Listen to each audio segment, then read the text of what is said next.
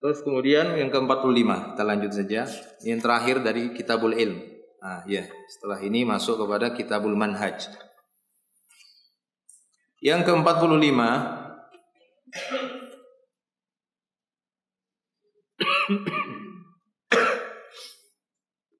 khamsah wa arba'un babun nahyi 'anit tanjim wa tahrimi tasdiqil munajjimin.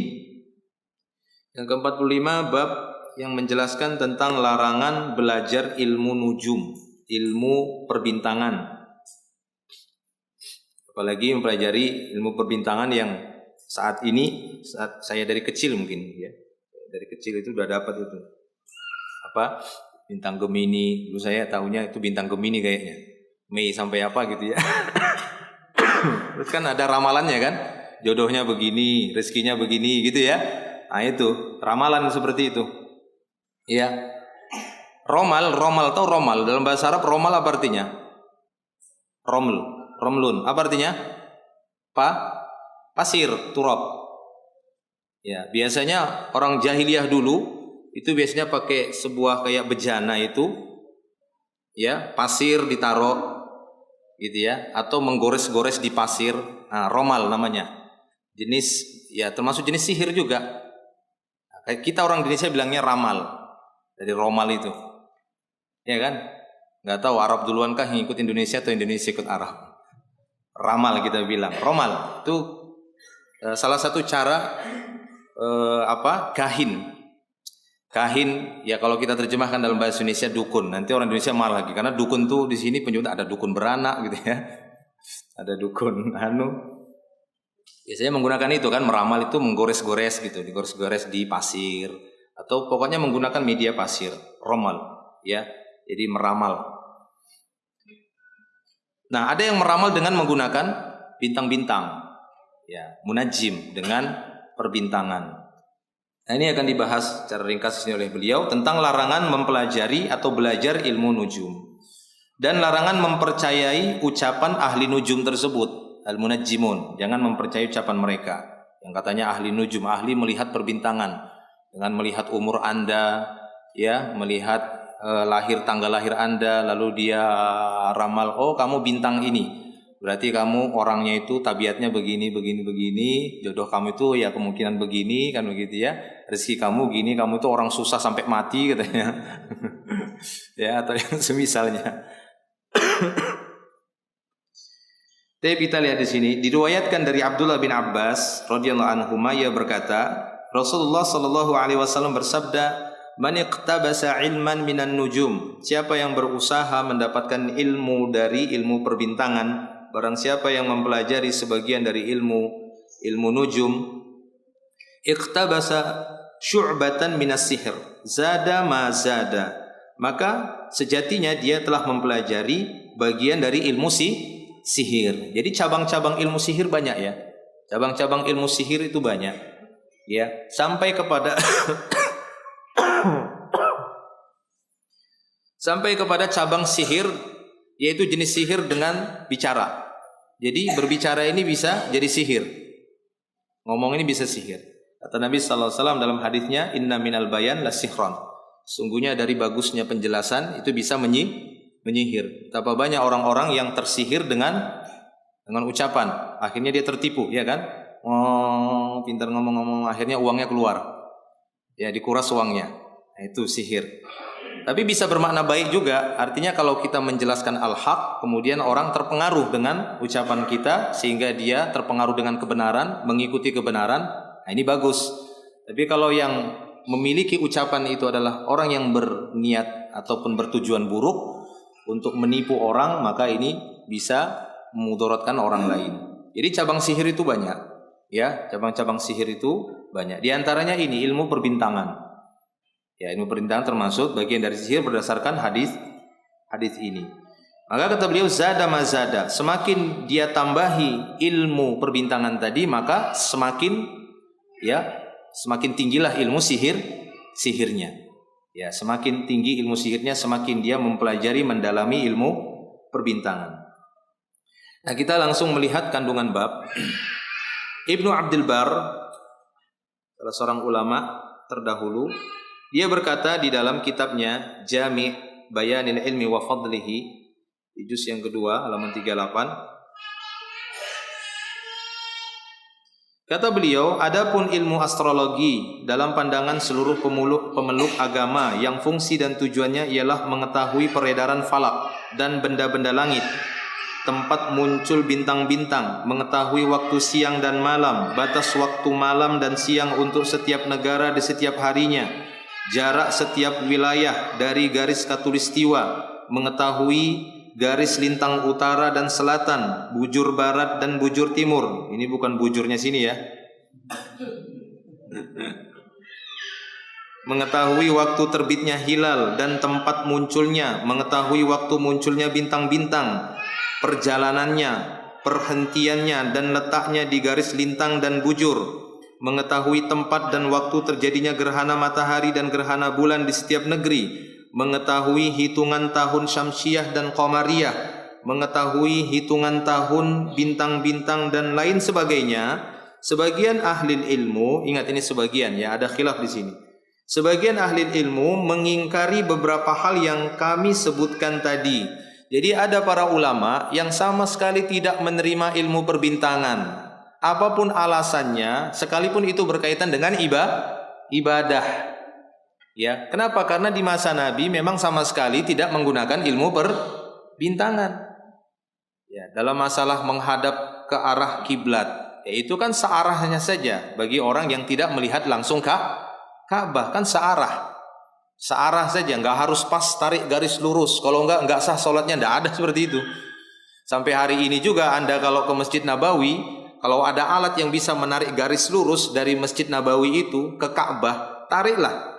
Itu tidak akan segaris lurus, tapi searah saja. Karena kalau kita di Madinah atau di Masjid Nabawi, arah kiblatnya, makanya dikatakan kiblah ya, bukan Ka'bah. Arah kiblatnya ke arah mana? Selatan. Ya, ke arah selatan. Kalau kita di Madinah, Masjid Nabawi, itu kiblatnya Mekahnya itu arah selatan. Ya, di Madinah ini selatan, misalnya selatan, Madinah ya, Mekah, kemudian Habasyah. Nah, itu ya, tarik garis lurus. Disitulah sebagian ulama beralasan bolehnya sholat ghaib, sholat jenazah yang jenazahnya nggak ada di depan. Nah, itu kan sholat ghaib namanya. Ghaib itu artinya kan hilang, jenazahnya nggak ada, hilang. Maksudnya jauh gitu. Sebagian ulama membolehkan sholat ghaib kalau jenazah yang meninggal itu memang searah kiblatnya kita. Dengan alasan Habasyah itu searahnya Mekah. Paham ya? Ini misalnya Madinah gitu ya. Ini selatan Makkah. Nah, kemudian Habasyah ke sananya, Etiopianya. Habasyah ke sana. Nah, itu ya. Jadi salat ghaib itu boleh ketika memang jenazahnya berada di arah Ka'bah. Kalau kita mengikuti pendapat ini, maka ketika kita ingin salat ghaib, tanya dulu meninggalnya itu di mana, kan begitu. Kalau di sana tidak ada salat ghaib berarti. Kecuali meninggalnya dia di arah wilayah sana ke arah barat, maka boleh sholat ghaib. Ini pendapat sebagian. Ini variatif pendapat ulama dalam masalah sholat ghaib. Baik, ya. Jadi ada sebagian para ulama tidak menerima sama sekali ilmu nujum ini. Sekalipun itu berkaitan, oh ini untuk arah, ya bisa pakai yang lainnya, nggak usah pakai bintang, pakai ilmu bintang. Oh ini untuk menunjukkan kiblat, untuk melihat, menentukan awal bulan tinggal lihat saja pakai mata, namanya ru'yah hilal, itu kan dari ro'a, betul-betul lihat mata pakai mata telanjang. Dan Nabi sudah memberikan solusi, kalau nggak kelihat maka genapkan 30 selesai, nggak butuh perbintangan. Nah, jadi ada sebagian ulama ya tidak menerima sama sekali ilmu perbintangan, atau yang seperti yang disebutkan tadi ya, yang tadi ada beberapa poin disebutkan oleh Ibnu Abdul Bar. Ini kata beliau, sebagian ahli ilmu mengingkari beberapa hal yang kami sebutkan tadi. Menurut mereka tidak ada seorang pun yang dapat mengetahui perkara gaib dengan ilmu nujum tadi. Ya, tidak ada seorang pun yang dapat mengetahuinya dengan benar kecuali para nabi yang telah Allah beri keistimewaan dengan ilmu tentang perkara-perkara yang tidak dapat diketahui. Jadi menurut sebagian ulama tadi, bahwa poin-poin atau perkara ya perkara-perkara hal-hal yang sifatnya itu ghaib, artinya tidak bisa diketahui oleh manusia, itu hanyalah nabi, kekhususan bagi para nabi. Ya, itu kekhususan bagi para nabi. Sehingga menurut mereka tidak butuh ilmu nujum ini. Ya, tidak membutuhkan ilmu nujum tersebut. Karena ini merupakan kekhususan bagi para nabi saja. Mereka berkata, tidak ada seorang pun sekarang ini yang berani mengaku mengetahui perkara gaib kecuali orang jahil. Jadi itu kata ulama. Tidak ada yang berani menyatakan tahu perkara gaib di antara manusia hari ini setelah para nabi, karena kan tidak ada lagi nabi setelah Nabi Muhammad, melainkan orang itu dipastikan orang jahil atau majnun, orang gila. Ya, jadi ini kata para ulama. Tidak ada yang mengetahui perkara gaib hari ini setelah Nabi kecuali dia adalah seorang yang jahil atau kurang akal, ya orang gila. Apalagi di zaman sekarang ini kan begitu. Orang kurang akal itu kadang dianggap mengetahui perkara yang gaib, ya kan? Saya masih ingat dulu itu waktu kecil, ya orang-orang besar di masa saya itu biasanya itu kalau ngelewatin orang gila dia tanya berapa nomor. Orang gila itu ditanya. Begitu dia bilang nomor itu langsung dicatat, gitu ya, langsung pasang. Nah inilah tanda kebodohannya. Orang gila ditanya kan begitu. Masya Allah. Berarti yang bertanya ini lebih, ya, atau dia seorang yang pendusta, atau dia seorang yang suka mengada-ngada.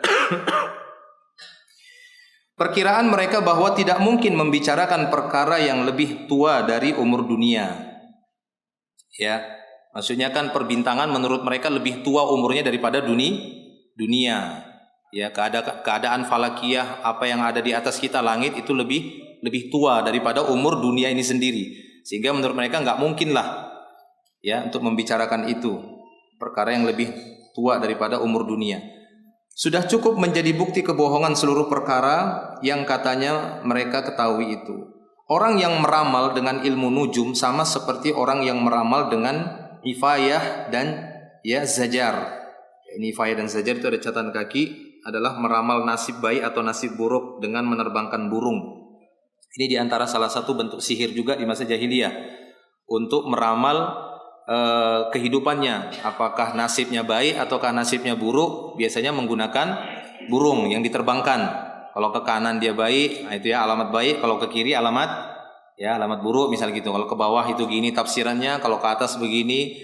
Kalau terbang burungnya itu naik ke atas naik itu, nah ada lagi nanti gitu ya. Kalau terbangnya begini-begini ya nggak tahulah gitu ya.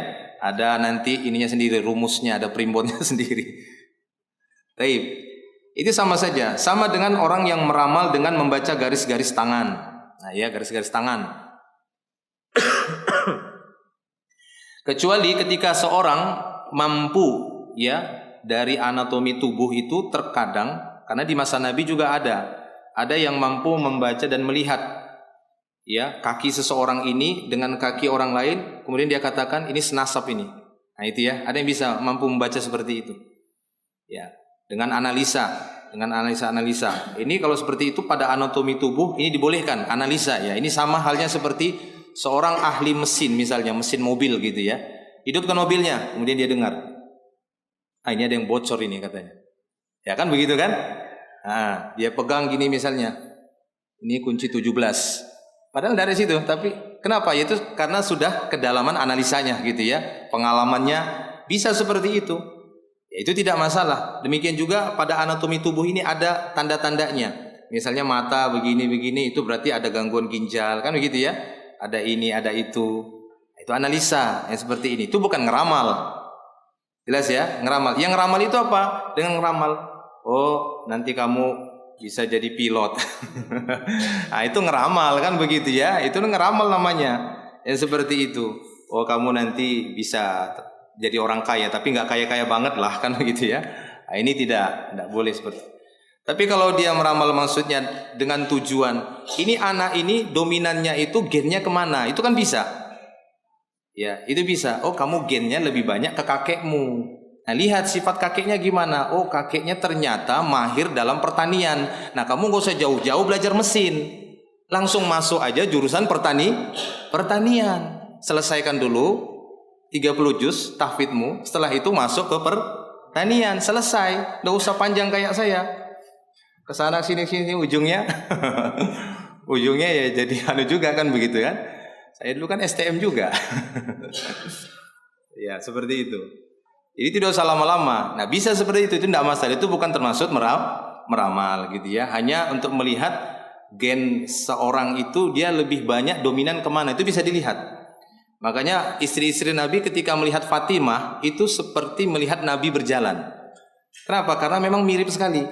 Cara jalannya Fatimah itu mirip seperti Nabi SAW. Taib. Maka ini bukan meramal. Beda ya. Meramal itu lebih kepada perkara-perkara masa depan, kan begitu ya.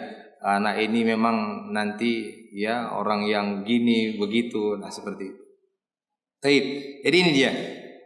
Ya, sama dengan orang yang meramal dengan membaca garis-garis tangan dan tulang hewan, sama dengan orang yang melakukan pengobatan dengan cara hipnotis. Nah, ini juga ya cara-cara yang dia itu bisa menghipnotis. Itu banyak sekarang dipelajari. Ini bagian dari meramal juga, itu bagian dari sihir juga, ya, ilmu hipnotis itu. Atau berkhidmat dengan jin. Ada yang benar-benar dia berkhidmat dengan jin. Memang dia panggil jin, dia gunakan jin. Baik itu secara langsung ataupun secara tidak langsung. Ilmu pernapasan ya biasanya tahan napas ini keluar itu bisa dimasuki jin ya, bisa jin itu memasuki dia.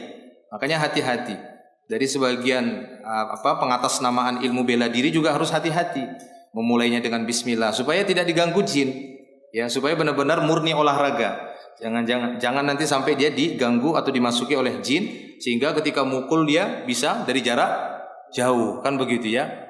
Dar kan begitu, 5 terpental kan begitu. Taib. Sudah masuk waktu azan? Belum ya? Nanti kita azan aja sebentar ya. Taib itu ya. Sama seperti orang yang melakukan pengobatan dengan cara hipnotis, berkhidmat dengan jin atau minta bantuan secara langsung dengan jin. Tadi ya secara langsung dia panggil jin tadi ataupun tidak gitu ya. Dan perkara-perkara sejenisnya yang tidak dapat diterima akal sehat. Jadi saya pernah berdiskusi dengan beberapa orang yang dulunya sebelum mendapat hidayah sunnah, mereka tanpa mereka minta, tapi jin itu terus mengganggulah bahasanya. Mengganggunya bagaimana? Diberikan kekuatan padanya. Jadi dia tahu berapa nomor yang keluar. Iya, dia nggak pernah minta itu. Bahkan ketika ada orang datang, kamu ada sakitnya di sini gitu. Ya, loh kamu kok tahu? Iya tahu. Itu nggak pernah dia minta. Tapi setelah dia mengenal sunnah, mengenal tauhid, akidah yang benar, itu lama-lama pergi dia. Walaupun itu terasa sulit. Ya, saya ngobrol bahkan dulu saya pernah punya teman waktu di pondok pesantren, gitu ya. Seperti itu. Memang dia keluarga keturunan yang memang ahli pijit. Ya, kaki saya sendiri pernah lepas.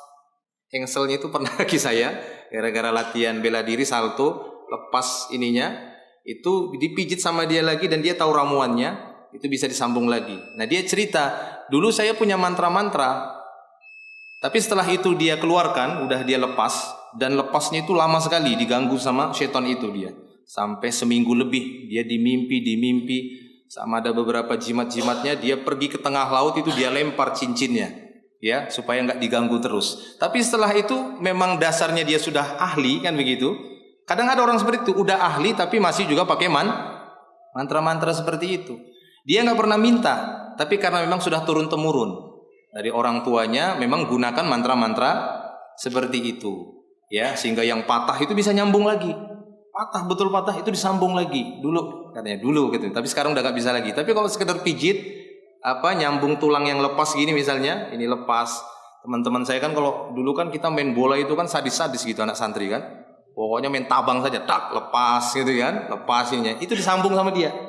Masukkan lagi, nanti kasih ramuan, ya lumayan bisa. Ya. Ini pakai jin atau enggak? Bilang kan enggak lagi Bang katanya. Enggak pakai jin lagi. Ya, itu dan beberapa orang yang saya pernah diskusi, memang kadang begitu. Jin itu mencoba untuk terus ya memberikan seperti kekuatan tanpa dia minta. Ya, ada yang memang betul-betul dia minta, ada yang nggak minta, tapi didatangi akhirnya terus berteman dengan dia. Jadi dia bisa melakukan hal-hal yang di luar kebiasaan manusia. Nah, jadi yang seperti itu bisa gitu ya, tanpa minta. Kadang sekarang nggak langsung bisa, tapi minta kepada jin, berkhidmat kepada jin juga terkadang bisa. Dan perkara-perkara sejenisnya yang tidak dapat diterima akal sehat dan tidak berdasarkan keterangan yang nyata. Jadi metode-metode penyembuhan, metode apa gitu ya, yang itu tidak masuk akal, yang nggak bisa dibuktikan, itu harus hati-hati. Karena itu tidak keluar dari yang namanya nanti bisa masuk ke dalam sihir, ya, bagian dari sihir. Semua perkara tersebut tidak ada yang benar, sebab banyak sekali kesalahan dari hal-hal yang mereka ketahui tersebut. Di samping itu dasarnya juga rusak. Sedikit dari banyak hal yang tidak mereka ketahui merupakan bukti nyata kebohongan. Seluruh ramalan dan perkiraan mereka itu tidak ada kebenaran mutlak melainkan kebenaran yang dibawa oleh para nabi sallallahu alaihi wasallam. Jadi tidak ada kebenaran yang mutlak kecuali apa yang dibawa oleh para nabi, demikian juga Nabi Muhammad sallallahu alaihi wasallam. Adapun yang ditemui oleh sebagian orang, ada kan sebagian orang, saya ketemu dengan ini di satu malam, dia bicara sama saya, tiba-tiba dia hilang, dia menyampaikan beberapa berita-berita ini. Itu kebohongan saja itu. Ya, itu tipu daya syaitan, tipu daya jin. Banyak orang yang tertipu dengan hal-hal yang semisal itu. Apalagi dengan metode mengembara. Ya kan? Dulu saya juga waktu kecil tuh cita-cita mau mengembara terus gitu ya, mau putar-putar kemana. Namanya waktu kecil. Terlalu banyak lihat film ya kan? Jadi hayalannya itu nggak genah gitu ya. Enggak karuan sudah hayalannya. Padahal yang nyata itu jelas mengikuti Al-Quran, mengikuti sunnah udah cukup. Ya, mengembara sana sini. Makanya Nabi mengatakan, siyahatu ummati al-jihad fi sabilillah. Pengembaraan umatku itu adalah dengan jihad fi sabilillah, bukan dengan mengembara keliling-keliling dunia, keliling-keliling Indonesia. Itu bukan ibadah. Ya, dengan jalan kaki, dengan pakai ini, kecuali memang tujuannya adalah untuk ibadah, ya, untuk jihad fisabilillah, maka tidak mengapa. Azan dulu ya, masuk tadi sudah ya. Fadhal muazzin, adzin finnas. Setelah azan nanti kita sambung dikit lagi. Nah, di sini beliau mencantumkan perkataan Al-Imam Al-Baghawi di dalam Syarh Sunnah. Al-Imam Al-Baghawi berkata, hal yang dilarang dari ilmu nujum adalah yang diklaim oleh para ahli nujum bahwa mereka mengetahui perkara-perkara yang belum terjadi dan akan terjadi pada masa mendatang. Nah, ini yang dijelaskan ataupun yang dibantah oleh para ulama tentang ilmu nujum yang terlarang tersebut.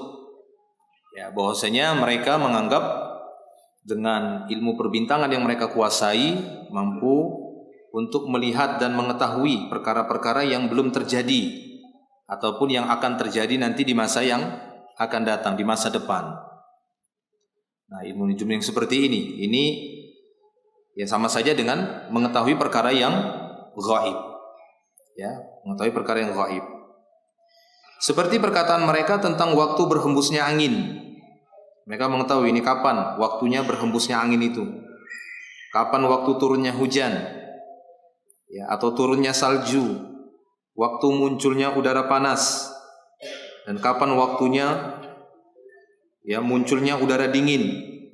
Waktu perubahan suhu panas dan lain sebagainya. Mereka mengaku mengetahui perkara-perkara tersebut dengan mempelajari peredaran bintang-bintang, berkumpul dan berpisahnya bintang-bintang tersebut.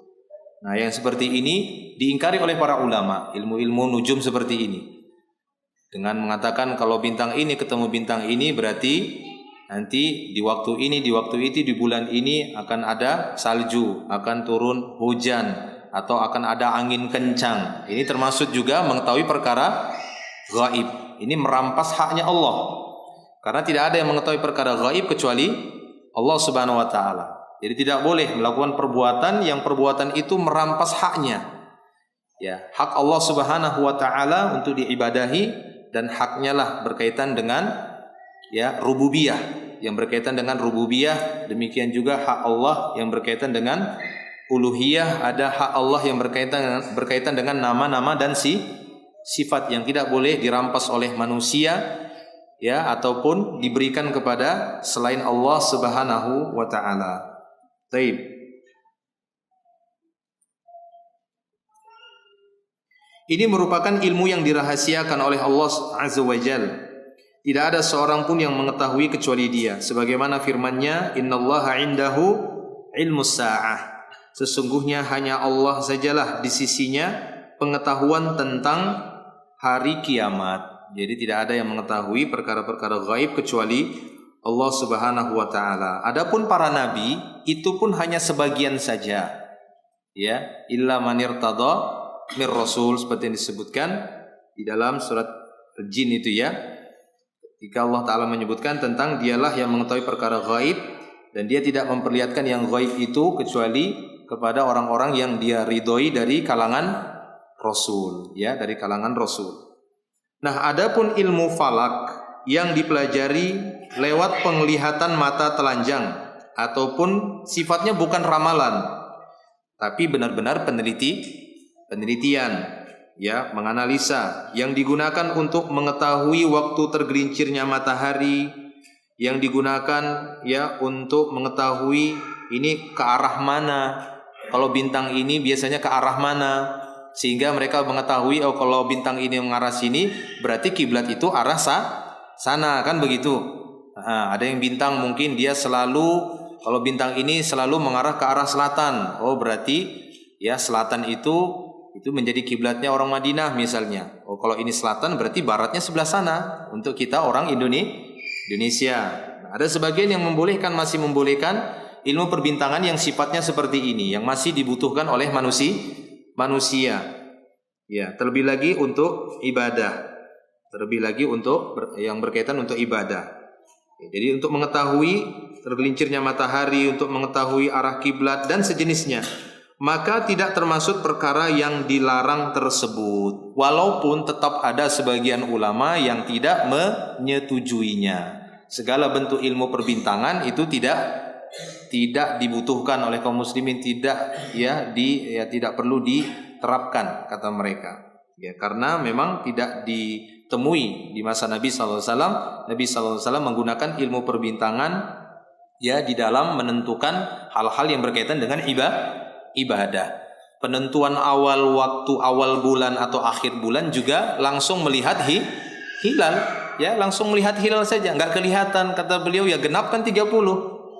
Ya, karena bulan di dalam Islam itu adalah 29 dan 30. Enggak ada 31, tidak ada 28 kan, tidak ada. Ya, 29 30.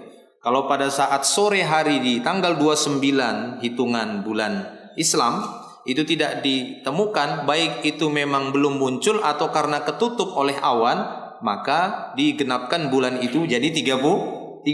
Udah gampang gitu aja.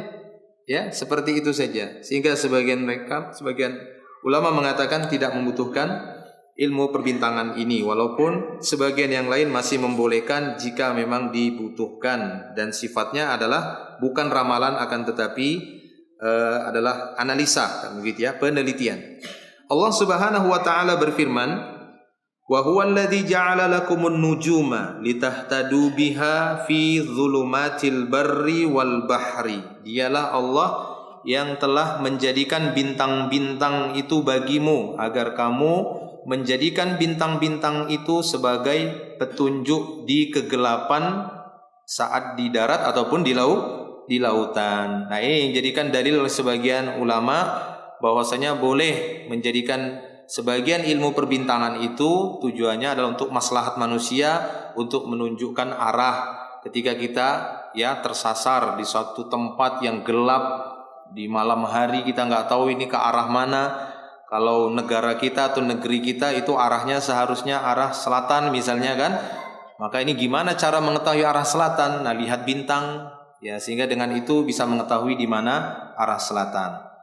Nah, yang seperti ini masih dibolehkan. Atau firman Allah Subhanahu wa taala, dan dalam ayat lain Allah Subhanahu wa taala berfirman, "Wa alamatin wa bin najmi hum yahtadun."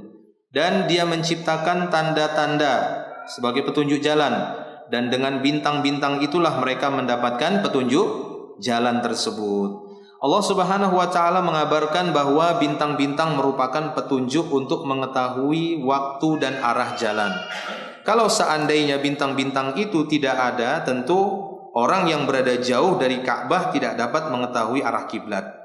Diriwayatkan dari Umar radhiyallahu anhu bahwa ia berkata, pelajarilah ilmu falak sekedar untuk mengetahui arah kiblat dan arah jalan, dan tahanlah dirimu dari perkara selain itu. Nah, Umar bin Khattab masih membolehkan mempelajari ilmu perbintangan, tapi dengan tujuan hanya untuk sebatas petunjuk jalan atau untuk mengetahui arah kiblat. Selain itu tahan dirimu. Jangan pelajari ilmu perbintangan. Ya, karena lambat laun akan terseret nanti kepada ramalan, kepada kesyirikan, ya, kepada perkara gaib yang itu hanya hak Allah Subhanahu wa taala saja. Sampai nanti kepada bintang ini, bintang Sagittarius, bintang Gemini, bintang Leo, bintang apa lagi? Dulu hafal itu. Sekarang alhamdulillah enggak hafal lagi. Diriwayatkan dari Tawus dari Abdullah bin Abbas radhiyallahu an bahwa beliau mengomentari orang-orang yang menulis huruf abajad, yaitu huruf-huruf pengalamatan rahasia huruf. Ini ada huruf-huruf nanti dengan huruf itu ada rahasianya. Huruf itu ada rahasianya.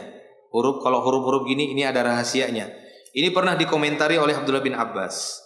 Ya, dan mempelajari ilmu nujum. Ya, dia juga mengomentari tentang orang yang mempelajari ilmu nujum ataupun ilmu abajad, ilmu abjad. Kalau huruf ini ketemu huruf ini biasanya begini, huruf ini ketemu ini. Nah, ada yang seperti itu. Ya, itu dari dulu, dari masa dahulu ada yang seperti itu. Apa komentar dari Abdullah bin Abbas? Beliau berkata, menurutku orang-orang yang mempraktekkan hal itu tidak akan memperoleh bagian apa-apa di sisi Allah. Ya, jadi mempelajari ilmu abajad tadi atau ilmu nujum tadi adalah perbuatan sia-sia, tidak memperoleh bagian apapun di sisi Allah Subhanahu wa taala. Baik, Ibnu Qayyim Al-Jauziyah telah mengupas panjang lebar tentang kebatilan ilmu nujum ini. Beliau mematahkan dalih-dalih ahli nujum pada bagian terakhir dalam kitabnya yang berjudul Miftahu Daris Sa'adah. Ulasan beliau itu sangat baik dan sangat bermanfaat. Semoga buku tersebut memberi manfaat bagi negara dan masyarakat. Baik, selesai pembahasan beliau dari poin ke-45 tentang larangan mempelajari ilmu nujum ataupun larangan mempercayai ucapan dari munajjimun, dari ucapan ahli nujum. Wallahu a'lam bishawab. Nanti insyaallah berikutnya kita akan bahas bab yang terbaru atau kitab yang terbaru masih di mana Mausu'ah Manahij Syar'iyyah, yaitu tentang kitab manhaj, ya. Wallahu a'lam. Kita cukupkan dulu sampai di sini. Semoga menjadi ilmu bermanfaat. Akhiru da'wana alhamdulillah subhanakallah bihamdik asyhadu an la ilaha illa anta astaghfiruka wa atubu ilaik. Assalamualaikum warahmatullahi wabarakatuh.